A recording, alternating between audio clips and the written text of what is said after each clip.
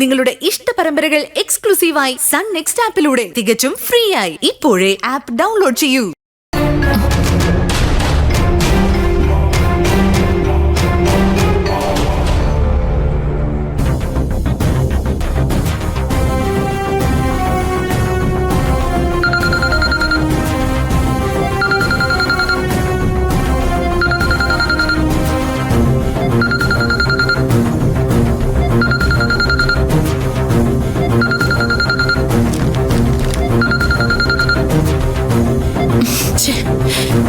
ഈ ഡോക്ടർ എന്താ ഫോൺ എടുക്കാത്തെ?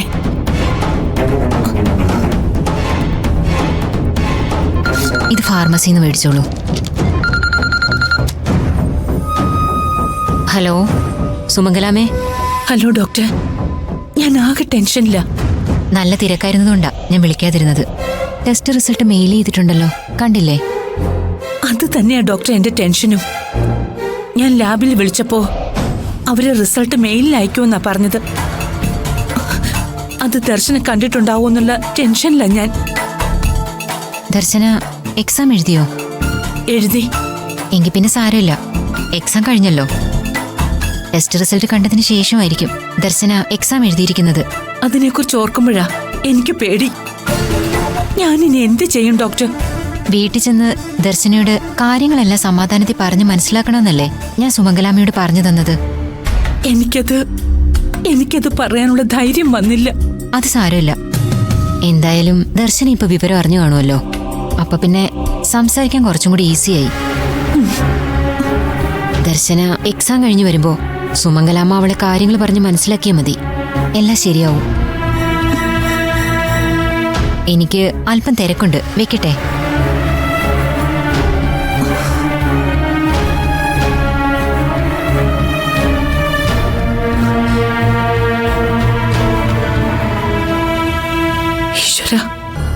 ഒരു പേരക്കുട്ടിയെ താലോലിക്കാൻ എനിക്കും ഭാഗ്യമില്ലാതെ പോയല്ലോ. രൂപേഷിനോട് ഞാൻ ഇനി എന്തു പറയും? ഇതറിയുമ്പോ അവൻ എങ്ങനെ പ്രതികരിക്കും?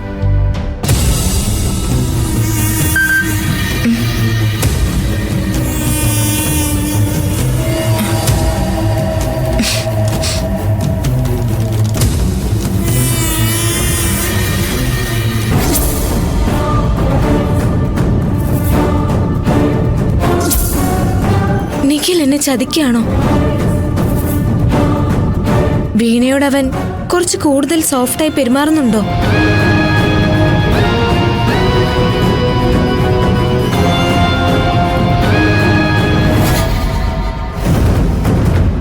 ഓരോ തവണയും ഇവൻ കാരണം ടെൻഷനും പ്രോബ്ലവും മാത്രമേ എനിക്ക് ഉണ്ടാവുന്നുള്ളൂ.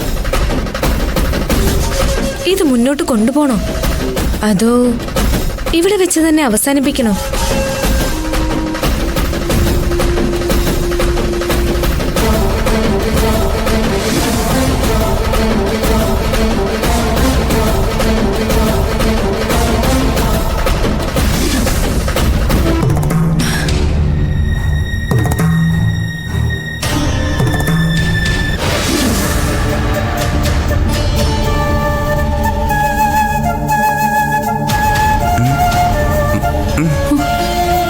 കഴിക്ക്.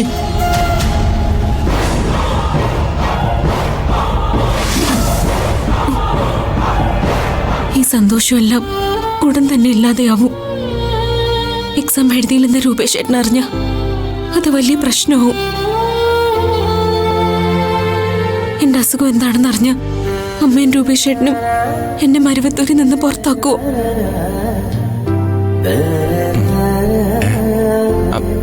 എന്തുപറ്റി? എരിവുണ്ടോ? ഇല്ല.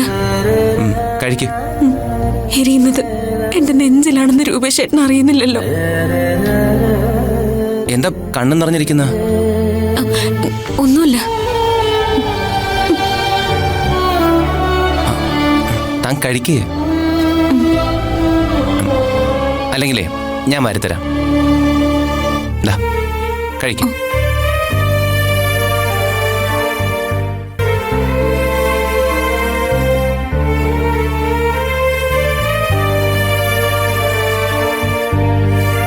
കുഞ്ഞിനെ പ്രസവിക്കാൻ കഴിയാത്തവളാണ് ഞാനെന്ന് എല്ലാവരും അറിഞ്ഞ അമ്മയും രൂപേഷ് ഏട്ടനും ചിലപ്പോൾ എന്നോട് ക്ഷമിക്കുമായിരിക്കും.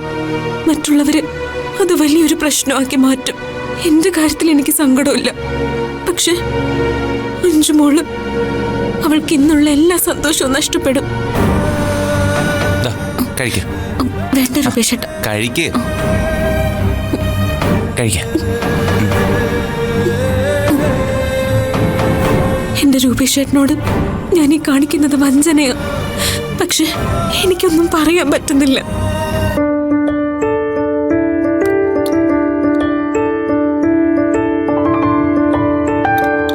കഴിച്ചു നോക്കി ചേച്ചി. മതി.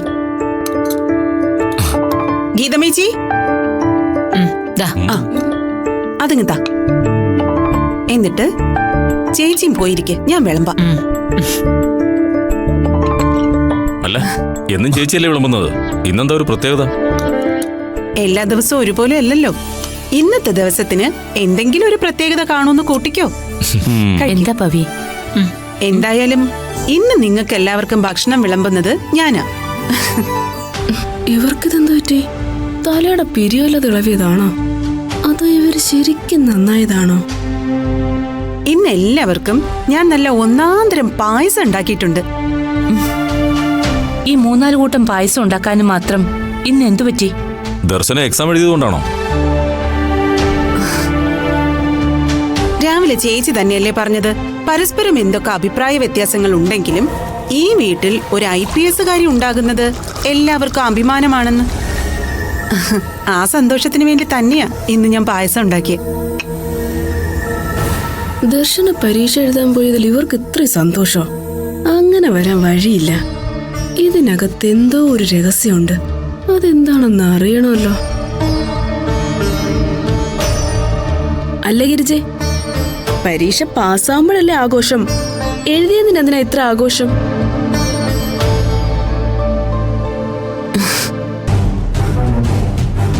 ഓരോരുത്തർക്കും സന്തോഷിക്കാൻ ഓരോ കാരണങ്ങളുണ്ടല്ലോ. അതുപോലെ ഇന്നത്തെ സന്തോഷം ഗിരിജയുടെ വക ആയിക്കോട്ടെ. നമുക്കെല്ലാം ആ പായസം കുടിച്ച് സന്തോഷിക്കാം. ഗിരിജെ, നിന്റെ സന്തോഷത്തിന് ആ പായസം ഇങ്ങോട്ട് വിളമ്പിയേ. ആ,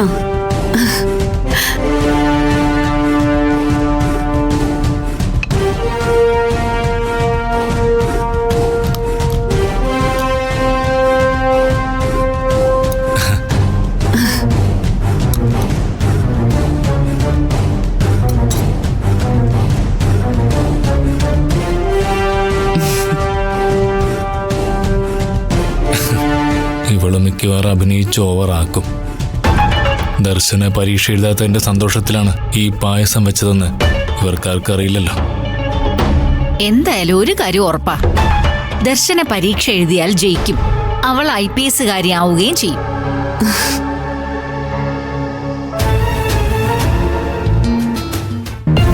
അത് നമ്മുടെ തറവാടിന് ഒരു അന്തസ് തന്നെയാ. സത്യത്തിൽ ദർശനെ നമ്മൾ എല്ലാവരും ചേർന്ന് അഭിനന്ദിക്കേണ്ടതാ. അവള് വരട്ടെ, ഒരു 1.5 വരവേൽപ്പ് തന്നെ ഞാൻ കൊടുക്കുന്നുണ്ട്. ആ ഗിരിജെ, നീ കുറച്ച് പായസം ഈ ഗ്ലാസ്സിലോട്ട് ഒഴിച്ചേ. മതി. ഇത്രയും മതിയോ? ഓക്കെ.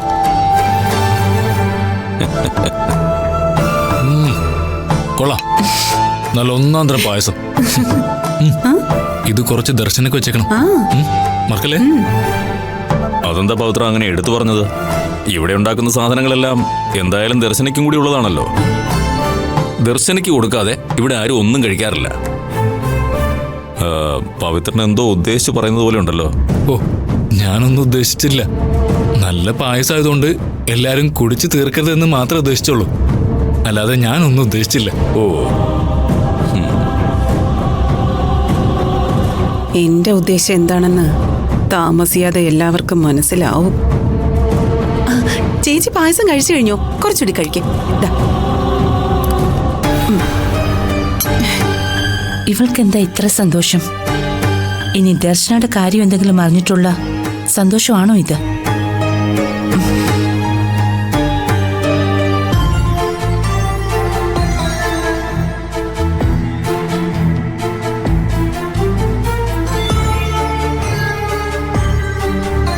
വീണേ, മയൂരി ഫോൺ എടുക്കുന്നില്ല. രാവിലെ മുതൽ ഞാൻ വിളിക്കുവാ, ഫോൺ ബെല്ലടിക്കുന്നുണ്ട്, പക്ഷെ എടുക്കുന്നില്ല. വീണേ, അവൾക്ക് എന്തോ സംഭവിച്ചിട്ടുണ്ട്.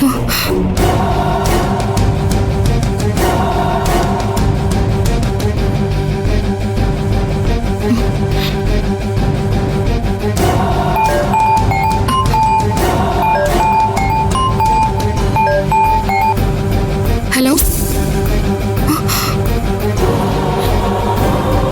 സത്യമാണോ നിങ്ങൾ പറയുന്നത്?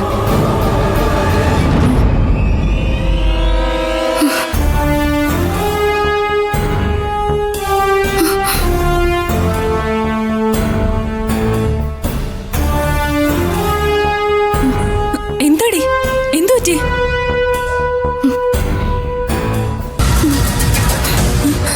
റാഞ്ചി കോളേജ് വിദ്യാർത്ഥിനി മരണപ്പെട്ട കേസിൽ പ്രതിയെന്ന് സംശയിക്കപ്പെടുന്ന ഫൈനൽ ഇയർ വിദ്യാർത്ഥിനി മയൂരിയെ പോലീസ് അറസ്റ്റ് ചെയ്തു.